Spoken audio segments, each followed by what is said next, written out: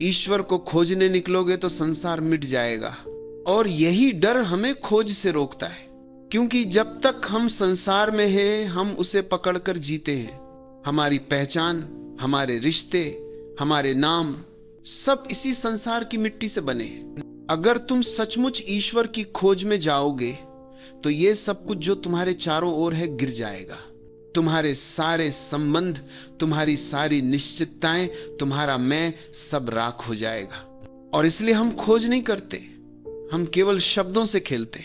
हमने ईश्वर शब्द को रट लिया है, रटते रटते यह भी संसार का हिस्सा बन गया। अब ईश्वर हमारे शब्दकोश में है, हमारे विचार में है, हमारे भाषण में है, लेकिन हमारे अनुभव में नहीं है।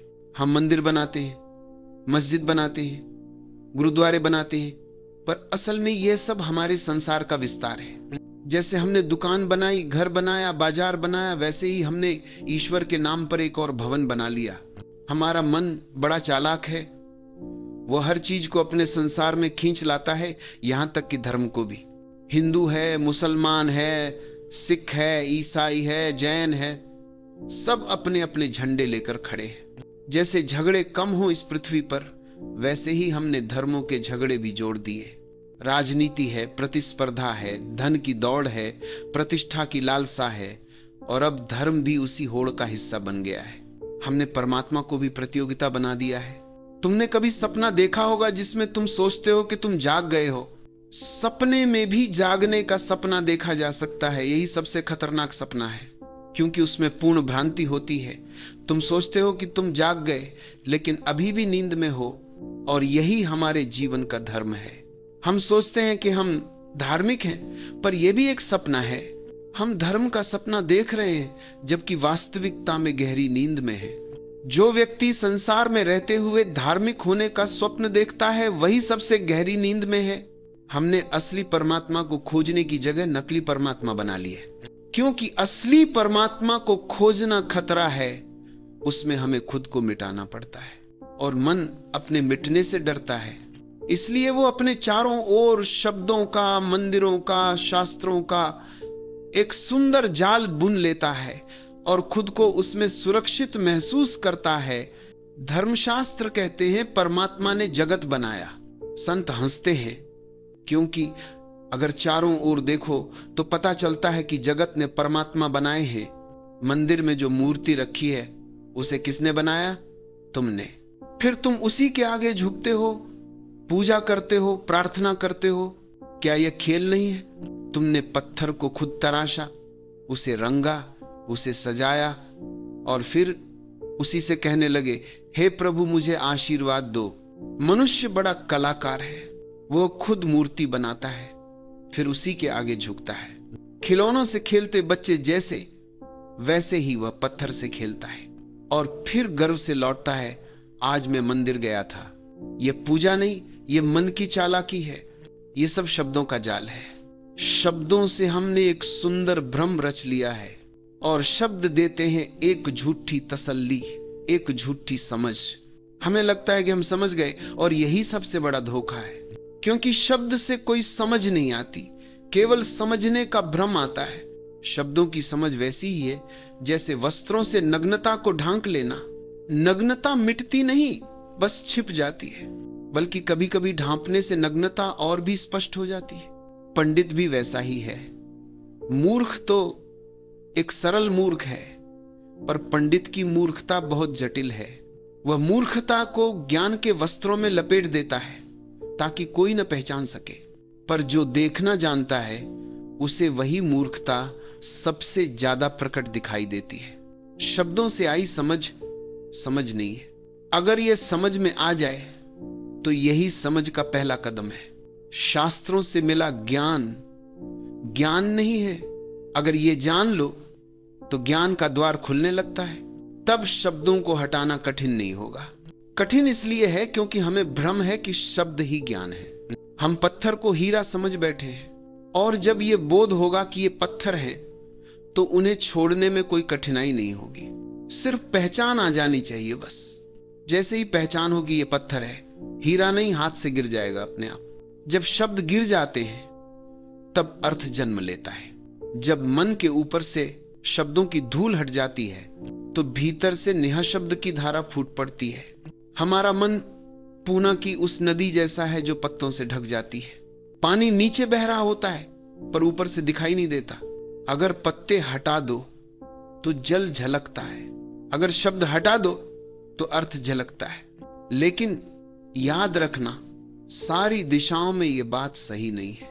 जब मैं कहता हूं वृक्ष, घर, सागर, तो अर्थ तुरंत समझ में आता है क्योंकि उसका अनुभव तुम्हारे पास है।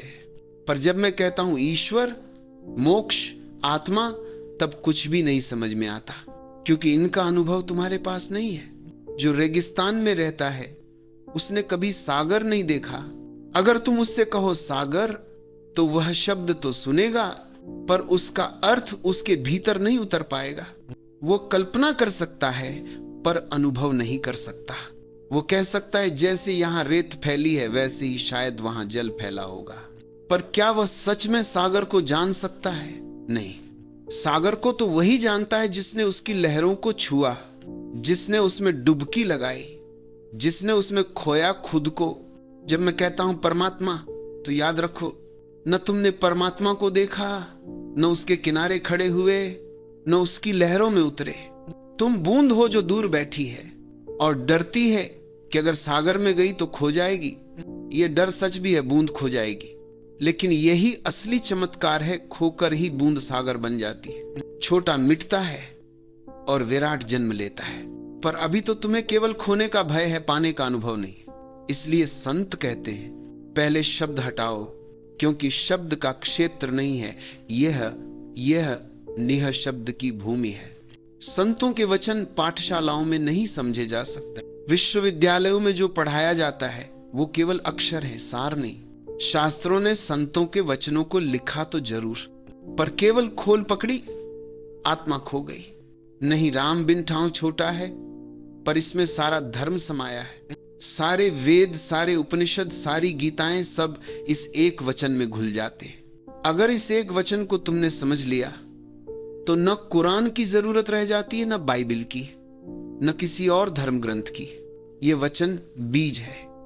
छोटे से बीज में जैसे विशाल वृक्ष छिपा होता है वैसे ही इसमें समाया है पूरा अस्तित्व।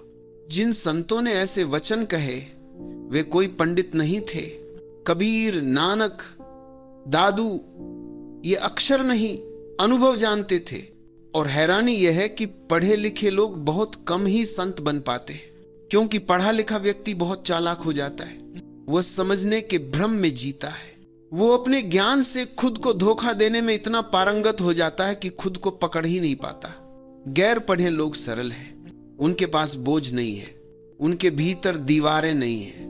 बस एक धक्का और भीतर का द्वार खुल जाता है। इसलिए नानक कहते हैं नहीं राम बिन ठाऊं। ये वचन किस मनोदशा में पैदा हुआ होगा जब मनुष्य देखता है कि उसने जितना भी खोजा सब व्यर्थ, धन कमाया, सत्ता पाई, प्रतिष्ठा जुटाई, पर भीतर खालीपन वैसा ही। तब ये वचन भीतर से उठता है, राम के बिना कोई ठिकाना नहीं। हम सबको लगता है धन ही हमारी ठाव है, घर है, दुकान है, बैंक बैलेंस है, यही हमारी सुरक्षा है। समाज का मापदंड भी यही है। कितना धन है तुम्हारे पास, वही तुम्हारी आत्मा का वजन है। अगर कुछ नहीं है तो तुम शून्य हो, तुम्हारी कोई कीमत नहीं। लेकिन धन बाहर है, आत्मा भीतर, और बाहर और भीतर कभी मिल नहीं सकते। तुम चाहे कितनी ही संपत्ति जोड़ लो, उसे अपने भीतर नहीं ले जा सकते। मृत्यु के द्वार पर सब छूट जाएगा और जो भीतर है वो बाहर नहीं जा सकता। इन दोनों के रास्ते अलग हैं, एक बाहर की ओर, दूसरा भीतर की ओर। इसलिए संपदा और आत्मा का मिलन असंभव है।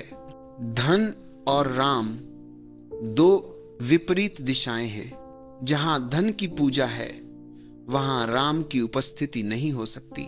हमारा समाज धन को ही सब कुछ मानता है। हम संतों को भी धन से तोलते हैं। महावीर, बुद्ध, राम, कृष्ण, सबके चारों ओर हमने झूठा वैभव गढ़ लिया है। जैन कहते हैं महावीर के पास असंख्य हाथी घोड़े थे, अनगिनत संपदा थी, पर यह झूठ नहीं, मन की आवश्यकता है। हमारा मन मान ही नहीं सकता कि जो निर्धन है वो परमात्मा को पा सकता है। हमें लगता है तीर्थंकर, अवतार, संत सब सम्राटों की संतानें हैं, जैसे गरीबी में भगवान उतर ही नहीं सकता। सोचो, अगर राम गरीब घर में पैदा होते क्या हम उन्हें अवतार मानते? अगर कृष्ण ग्वाले नहीं भिखारी होते क्या हम उन्हें पूजते? हमारा मन स्वीकृति नहीं देता, क्योंकि हमारा माप धन है। हम त्याग को भी धन से तोलते हैं। महावीर ने कितना छोड़ा, इससे हम त्याग नापते हैं। पर जो छोड़ना जानते हैं वे कहते हैं त्याग का धन से कोई संबंध नहीं। त्याग कितना में नहीं है, कैसे में है। एक पैसा छोड़ने वाला भिखारी अगर पूरे भाव से छोड़े तो करोड़ों छोड़ने वाले राजा से बड़ा त्यागी है, क्योंकि उसने जो था पूरा दे दिया। त्याग बाहरी नहीं, भीतर का भाव है। पर हमारे पास नाप का मापदंड केवल धन है। हम त्याग भी धन से नापते हैं, भोग भी धन से, और इसीलिए धन हमारी शरण बन गया है।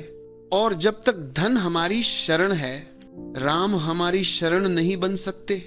नहीं राम बिन ठाऊं, ये वचन तब उठता है जब मनुष्य धन की व्यर्थता देख लेता है, जब उसे अनुभव होता है कि कितना भी जोड़ लूं भीतर फिर भी खाली हूं। धन का अर्थ है मेरे पास शक्ति है, मुझे किसी की जरूरत नहीं, मैं दूसरों को शरण दूंगा, मैं क्यों किसी की शरण जाऊं। ये अहंकार है, सूक्ष्म पर गहरा। और जहां अहंकार है वहां समर्पण असंभव है। इसलिए जीसस ने कहा ऊंट सुई के छेद से निकल सकता है, पर धनी मनुष्य परमात्मा के द्वार से नहीं। यह बात प्रतीक है। इसका अर्थ यह नहीं कि जिसके पास धन है वह नहीं जा सकता, बल्कि जिसका भरोसा धन पर है वह नहीं जा सकता। धन पर भरोसा करने का अर्थ है खुद पर भरोसा करना, और खुद पर भरोसा करने वाला परमात्मा पर भरोसा नहीं कर सकता, क्योंकि राम की शरण में जाना है तो खुद मिटना पड़ता है। और जो खुद को मिटा नहीं सकता वो राम को पा नहीं सकता। कठिनाई यही है कि जीवन का लगभग सब कुछ हम बुद्धि से सुलझा लेते हैं। गणित सुलझ जाता है, भाषा सुलझ जाती है, विज्ञान, तर्क, दर्शन सब बुद्धि से हल हो जाते हैं। और तब एक बड़ा भ्रम पैदा होता है कि जब इतना सब कुछ बुद्धि से संभव है तो शायद परमात्मा भी बुद्धि से समझा जा सकता है। यही भ्रम हमारी सबसे बड़ी विफलता बन जाता है। स्कूल से लेकर विश्वविद्यालय तक हर जगह तुम्हें केवल बुद्धि की शिक्षा दी जाती है, सोचना, तर्क करना, विश्लेषण करना, पर कहीं कोई जगह नहीं जहां तुम्हें हृदय का प्रशिक्षण दिया जाए। और यही कारण है कि आज दुनिया मंदिरों से भरी है, फिर भी मंदिर खत्म हो चुके, क्योंकि मंदिर वह जगह है जहां हृदय को नाचना सिखाया जाता है, जहां प्रेम की बांसुरी बजती है। अब मंदिरों में भी तर्क है, विवाद है, मतभेद है। हिंदू मुसलमान से लड़ रहा है, मुसलमान हिंदू से, आर्य समाजी सनातनी से भिड़ा है, सनातनी आर्य समाजी से। हर जगह बुद्धि का कोलाहल है और हृदय मौन है। तर्क अंधे की लाठी है, थोड़ा सहारा देती है पर आंख नहीं बन सकती। और जिस दिन आंख मिल जाए उस दिन उस लाठी को फेंक देना चाहिए। जिनके भीतर हृदय खिला उन्होंने तर्क की लाठी छोड़ दी। वे परमात्मा को समझते नहीं, वे जीते हैं। उनका मौन भी बोलता है, उनका चलना, उनका ठहरना सब कुछ ईश्वर की धुन बन जाता है। उनके जीवन से सुगंध उठती है, वह सुगंध प्रेम की होती है, समर्पण की होती है। और तुम भी उस सुगंध के पात्र हो। तुम्हारी योग्यता किसी बुद्ध से कम नहीं, किसी मीरा से कम नहीं। फर्क सिर्फ इतना है, वे हृदय से चले और तुम सिर से चल पड़े। दीवार में दरवाजा नहीं मिलता, तुम सिर पटकते हो और फिर कहते हो मैं थक गया, पर सिर से नहीं हृदय से दरवाजा खुलता है।